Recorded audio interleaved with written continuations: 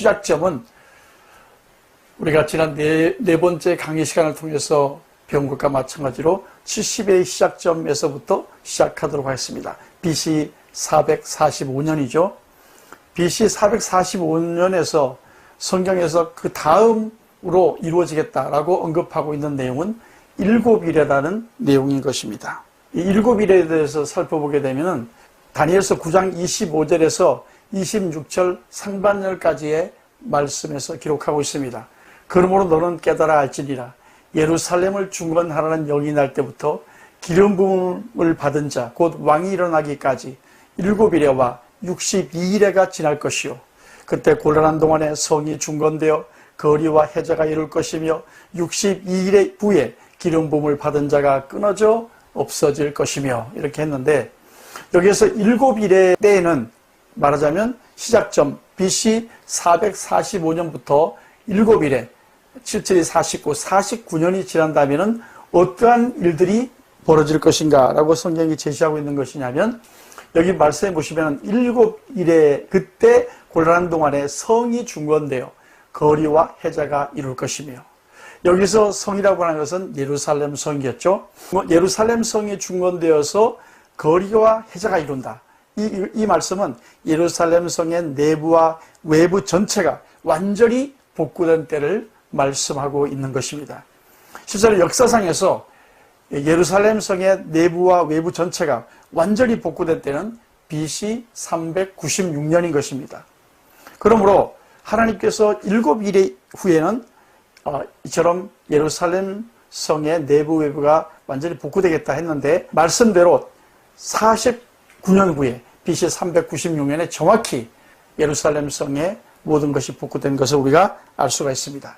그 7일의 다음에는 어떠한 것이 일어날 것인가라고 성경이 제시하고 있는가 하면, 7일의 다음에 62일의 후에, 즉 처음 BC 445년부터 해서는 69일의 이후에는, 여기 보시면은 앞에 것과 마찬가지 다니엘서 말씀인데요, 맨 끝에 가시면은 62일의 후에 기름 부음을 받은 자가 끊어져 없어질 것이며, 여기서 기름 부음 받은 자가 끊어져 없어진다 하는 것이 무슨 사건일까요? 이것은 바로 예수님의 십자가 사건인 것입니다. 즉 7일에부터 62일에가 지난 시간 434년이 지나고 나서는 예수님께서 십자가에 못 박혀 돌아가시겠다. 실제로 우리가 지난 4시간 동안에 우리가 배운 내용이 하나 있습니다. 69일 만에는 우리가 앞에서 배운 것은 기름 부음을 받은 자 곧 왕이 일어난다 그랬죠. 그것은 예수님의 예루살렘 입성 사건이었죠. 그러므로 이 예루살렘 입성 사건과 예수님께서 십자가에 못 박히는 사건이 같이 69일 만에 일어난다, 이런 말씀이겠죠. 실제로 예수님께서 예루살렘에 입성하신 것은 AD 32년 4월 6일인데 그로부터 닷새 후에 성금요일 날 예수님께서 십자가에 못 박혀 돌아가신 것입니다. 그 다음 보시면은 69일에가 지난 다음에 예수님의 십자가 사건이 있고, 그로부터 3일 후에 예수님께서 부활하셨습니다. 그리고 승천하신 후에 부활 후 50일 후에 오순절이 되었을 때 예수님께서 성령님을 보내셔서 이 땅에서 제자들에게 첫 성령 세례를 이루신 일이 일어납니다. 이것은 우리 지나간 사실을 통해서 사도행전을 통해서 우리가 알고 있는 사실인 것입니다. 그러므로 이 오순절부터 그때부터 약 2000년 동안 이제는 교회의 시대가 이루어질 것이다. 지금 현재 이 교회의 시대가 현재 이루어지고 있는 과정의 역사 중에 있는 것입니다. 이 교회 시대는 크게 7 교회 시대로 쭉 나누는데요. 이것은 요한계시록 2장과 3장에서 그 교회 시대의 특징들을 각 시대마다 잘 나타내고 있습니다.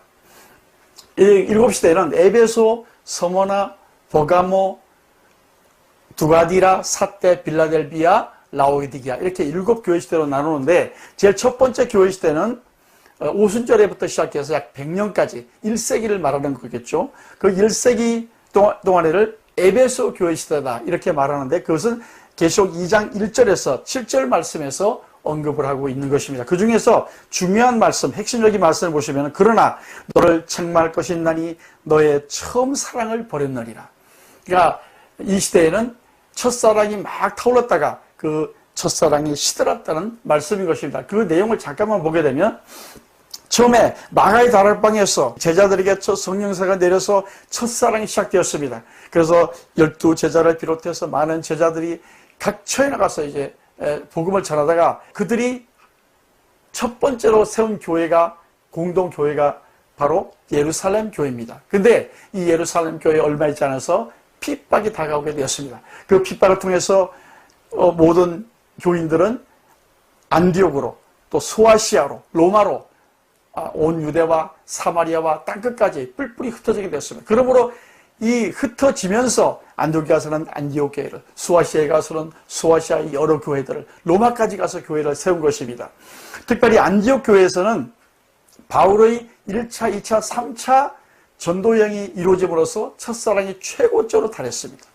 그러나 그러한 첫사랑 이후에 이제 12제자를 비롯한 사도들이 모두 순교당하게 됩니다. 그리고 주 70년에 로마의 디도대장이 이스라엘 나라를 국가적으로 멸망시킴으로써 그때부터 이제 교회가 첫사랑이 점점 식어지기 시작한 것입니다. 이런 에베소 교회 시대가 첫사랑이 점점 식어지자 우리도 신앙에서 하나님과 막 첫사랑을 가지다가 신앙이 식어지게 되면 하나님께서는 환난을 주셔서 그 신앙을 다시 이렇게 깨우시는 것입니다. 역사에도 마찬가지입니다.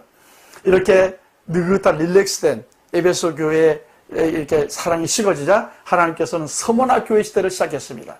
서머나 교회 시대는 약 100년부터 로마의 콘스탄티누스 황제가 기독교를 국교로 공인한 밀라노 칙령이 발표된 AD 313년까지 즉 2세기부터 3세기까지의 기간을 우리가 서머나 교회의 시대라고 하는데 이것을 계시록 2장 8절에서 11절에 말씀하고 있는데 그 중에 핵심 구절은 너희가 10일 동안 환난을 받으리라. 이때 이 10일 동안의 환난이라는 것이 바로 기독교에 대한 노방자들의 10대에 걸친 핍박인 것입니다. 잠시 살펴보면은 네로 시대는 베드로와 바울이 순교를 당했습니다. 도메투와 누스 황제 때는 요한을 기름가마에 던졌는데 하나님께서 그를 살리시고 어쩔 수 없이 밤모습으로 유배가 되었지만 결국 거기에서 요한은 요한계시록을 쓴 것을 우리는 기록을 통해서 알 수가 있습니다. 트라이아누스 황제 때에는 베드로의 수제자인 이그나티우스가 순교를 당했고 하드리아누스 황제 때는 다실론주의자이기 때문에 기독교를 핍박했고 마르쿠스 아우렐리우스 황제 때는 폴리카과 저스틴이 순교를 당했습니다. septimius 세베루스 황제 때는 신앙 금지 칙령이 내려져서 기독교를 핍박했고 막시미누스 트락스 황제 때는 성직자들을 제거하면서 기독교를 핍박했습니다. 그리고 디키우스 황제 때는 고백자들과 배교자들이 이제 양산되었는데 이때 이 디키우스 황제는 전통적인 신들을 숭배하지 않았기 때문에 그때 어려움이 왔다. 그래서 이방 신상들을 세워놓고 또 옆에는 황제 신상을 세워놓고 이방 신상에게는 예물을 바치게 하고 황제 신상에게는 분향을 하게 했습니다. 그런데 그 황제 신상에 분향한 사람들에게는 특별히 증명서를 발급해서 그 증명서를 발급하지 못한 사람들은 체포하고 고문한 것입니다. 그래서 이것을 체포 고문을 견디지 못한 사람들, 그 사람들은 이제 배교자들이라 그러고 끝까지 견딘 사람들을 고백자들이라 그래서 여기서 양산된 것입니다.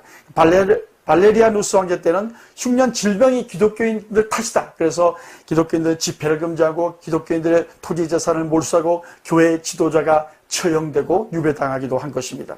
마지막 디오클레티아누스 황제 때는 관직에서 기독교인들을 다 파면시켰습니다. 그리고 모든 기독교의 건물들을 또 파괴시켜버리고 모든 기독교의 문서들까지도 다 파괴해버렸습니다. 그러므로 이때 너무 핍박이 심했기 때문에 일부의 사람들은 동굴인 카타콤으로 숨어 들어가기도 하고 또 일부의 사람들은 국경을 넘어서 페르시아로 탈출하기도 한 것입니다.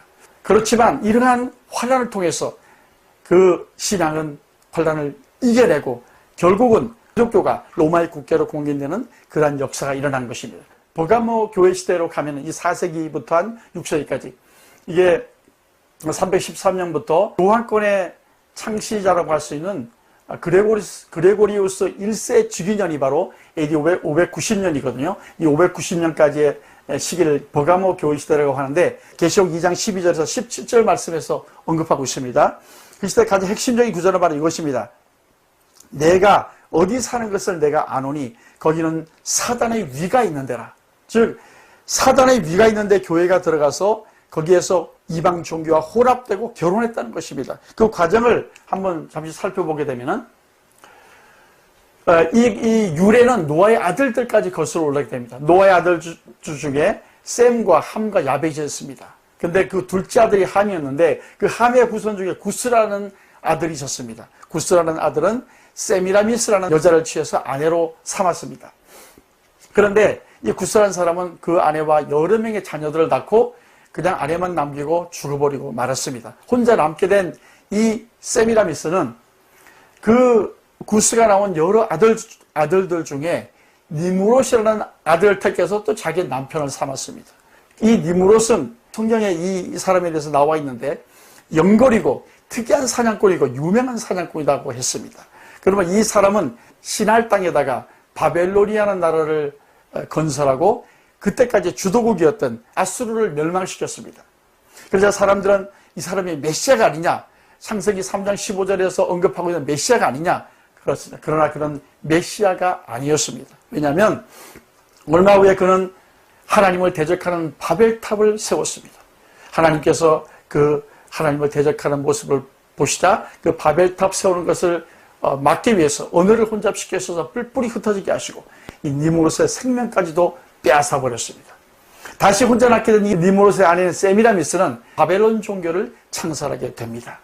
즉 세미라미스는 죽은 니무롯이 태양신이 되었다. 하늘에 올라가서 태양신이 되었는데 그 태양신이 환생한 것이 바로 자기의 유복자인 담무스라고 얘기를 하고 바벨론 종교를 창설한 것입니다. 이 바벨론 종교는 물론 바벨론에서 시작했기 때문에 바벨론 종교라고 하는데 외세 침입에 의해서 북암으로 그 중심이 이동을 했다가 그 이후에는 로마 황제들이 이 바벨론 종교의 제사장직을 겸직하고 있으면은 세상 사람들로부터 민중들로부터 숭배를 받을 수 있었기 때문에 이 바벨론 종교의 제사장직을 겸직하고 됐습니다. 그래서 그 뒤에는 로마로 이제 중심지가 옮겨갔는데 약 BC 63년부터 약 400년 동안 그것을 쭉 겸직하고 있었습니다. 그런데 AD 376년에 와서 그 황제 중에 그라시안 황제라는 황제가 나타났습니다. 이 황제는 신실한 분으로서 리얼 크리스찬이 되었습니다. 하나님을 진실로 섬기는 리얼 크리스찬이 된 것입니다. 그러자 그는 이방 신의 제사장을 겸직할 수 없다.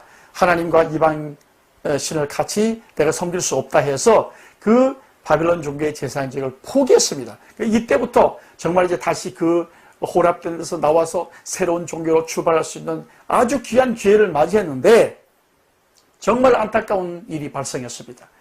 이 황제도 포기한 이 바벨론 종교의 제사장직을 그 당시에 교회 목사, 교회 감독인 이 다마스커스라 하는 로마 교회의 감독이 그 바벨론 종교의 제사장직을 자기가 맡겠다고 나선 것입니다.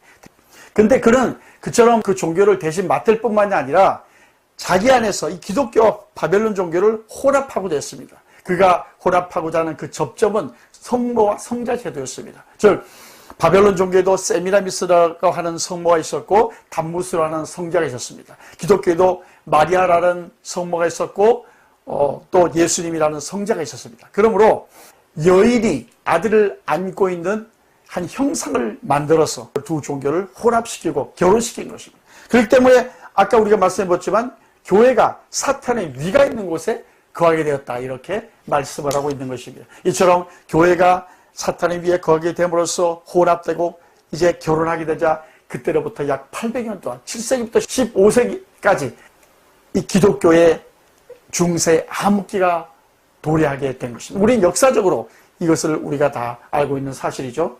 그것이 바로 590년 그때부터 1517년 루터가 종교개혁을 일으키기까지 기간을 얘기를 하는 것입니다. 이때는 계시록 2장 18절에서 29절 말씀에 이 내용이 나와 있는데 19절과 20절의 말씀이 그 중심 말씀이니까 내가 내 사업과 사랑과 믿음과 성령과 인내를 아노니 내가 나중 행위가 처음 것보다 많도다. 그러나 내게 책망할 것이 있노라. 자칭 선제라 하는 여자 이세벨을 내가 용납함이니 그가 내 종들을 가르쳐 깨어 행음하게 하고 우상의 재물을 먹게 하는도다. 이 말씀이 약간 장황하지만 이 두아디라 교회의 암흑기를 만든 두 축이 있었습니다. 먼저 보시면 나중 행위가 처음 것보다 많도다. 즉 행위를 계속하는 형식주의적인 신앙이 첫 번째 기둥이었고, 두 번째는 그가 내 종들을 갖춰 깨어 행음하게 했다. 그 영적인 행음이 바로 두 번째 암흑의 기둥인 것입니다. 그 두 기둥의 내용을 잠시 살펴보게 되면 형식주의적인 신앙은 미사로부터 많이 있지만 그 중에서 가장 최절정은 면죄부를 판매하는 것이었습니다. 이 면죄부라고 하는 것은 사람은 죄가 많기 때문에 연옥에 머물면서 그 죄들을 다 씻는 시간이 필요하다는 사회 주는 티켓인 면죄부라는 괴물을 등장시킨 것입니다. 즉 다시 말하면 죄를 많이 지은 사람은 연옥에 있는 시간이 길어지고 죄를 적게 지은 사람은 연옥에 있는 시간이 짧아진다. 좀 더 구체적인 예를 들자면 100만 원짜리 면죄부를 사면은 연옥에 있는 시간이 일주일이고, 또 10만 원짜리 면죄부를 사면은 연옥에 있는 시간이 한 달이다. 이렇게 해서 면죄부를 팔아서 일부는 성 베드로 성당을 짓는데 줬지만 나머지는 자기가 착복하기도 한 것입니다. 그리고 다른 축은 영적인 행음인데, 이 영적인 행음도 여러 가지가 있지만 그 중에서 가장 절정은 마리아 숭배 사상이었습니다. 마리아 숭배 사상은 AD 375년부터 그 징후가 나타나기 시작했습니다. 그러다가 에베소 공회 431년에 이제 마리아에 대한 예배와 하나님의 어머니라는 그러한 교리들을 제정하고, 결국 800년, AD 800년에 와서는 마리아와 죽은 성도들이 기도하도록 가르치는 교서가 내려졌습니다. 우리는 예수님을 통해서 하나님께 기도하는 것이죠. 그런데 마리아에게도 기도한다. 이것은 사람인 마리아를 하나님의 자리에 올려놓는 것입니다. 그러므로 이것은 명백한 영적인 행위인 것입니다. 이토록 약 800년간의 긴 터널을 지나서 드디어 이제 사대교회 시대, 종교개혁 시대가 도래했습니다. 이것이 바로 이제 약 16세기와 17세기에 걸쳐서 이 시대를 이제 사대교회 시대라고 하는데, 이것에 대한 말씀은 계시록 3장 1절에서 6절 말씀에 있습니다. 그 중에서 핵심적인 말씀은 내가 내 행위를 아노니 내가 살았다는 이름을 가졌으나 죽은 자로다. 즉 여기서 일단 살았다는 것이요. 그 두아디라 교회 시대 긴 터널 중에서 일단 살아났다. 그 일단 살아난 내용을 보게 되면, 살아난 내용은 물론 루터의 종교 계획이었죠. 이 루터는 이 네 가지 계획을 외쳤는데요. 이 시대에 로마 교황의 권세가 가장 하늘을 찔렀습니다. 그 로마 교황은 뭐라고 주장을 했냐면, 구원은 선한 행위나 고행을 통해서 얻는다 그랬습니다. 그러나 루터는 구원은 행위를 통해서 받는 것이 아니라 오직 믿음을 통해서 받는 것이다, 이렇게 주장을 한 것입니다. 그리고 교황이나 교회의 권위는 성경의 권위보다 우위로 한다. 그러나 루터는 오직 성경만이 유일한 권위다, 이렇게 올바른 말을 시작한 것이죠. 그리고 죄인들은 모두 신부들을 통한 고해상사를 통해서 죄사함을 받는다. 그러나 루터는 성도들은 다 같은 제상 드림으로 예수님의 보혈을 힘입어서 모두 직접 하나님께로 나갈 수 있다는 만인 제사장서를 여기서 주창하게 됩니다. 그리고 로마 교황은 면죄부는 죄인들을 연옥에서 벗어나게 한다 했지만, 루터는 진심으로 자기 대해서 뉘우치고 회개하는 사람은 면죄부 없이도 형벌과 제처에서 완전히 사함을 받는다고 이러한 종교개혁을 일으킨 것입니다. 실제로 루터가 지금 여기에서 하고 있는 내용이 정확히 성경과 일치하고 있는 내용이죠.